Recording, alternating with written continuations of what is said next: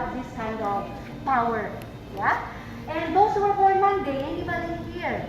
So the calendar said, it's not me, okay? The Monday, those who were born Monday, they are beautiful people. When we say beautiful, it's not only physical appearance, it should be inside and out. So they are known as soft-hearted people, okay?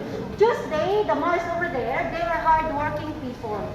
They really work hard if they want to attain something, yeah?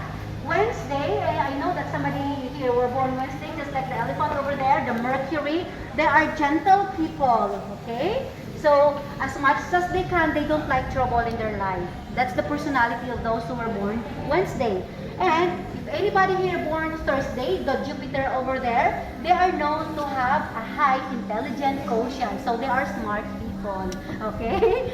Yeah, and Friday, they are charming people. When we say charm, they can get along easily with a lot of people, make friends, and even with wealth. Okay? So if you know that you were born Friday, don't lose hope. Maybe you're gonna be a millionaire someday. Alright.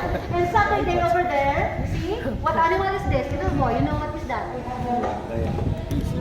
Yeah, so those who are born Saturday, actually, they are very active and brave people.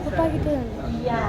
So according to them, they are always on the go. If they want to do something, they really have to go for it without any further ado, or they don't think twice, thrice, or many times. So actually, it says that Saturday have a negative aspect also, because they always make a sudden decision that sometimes they make them fail. So be careful if you were born Saturday, control yourself, okay? So why I am telling you all this, guys? Because these are the carvings which represents different personalities, okay? Again, the second truth of life represents our life cycle from birth to death. Depends on nature. Without nature, we cannot survive. Okay, let's move on so we can see the other parts of the museum. Are you curious with that thing in the middle? Actually, this is the very center of the museum, the heart of this building. And this is where also the Buddha's relic is enshrined. Okay? If you want to take a photo, you can go inside.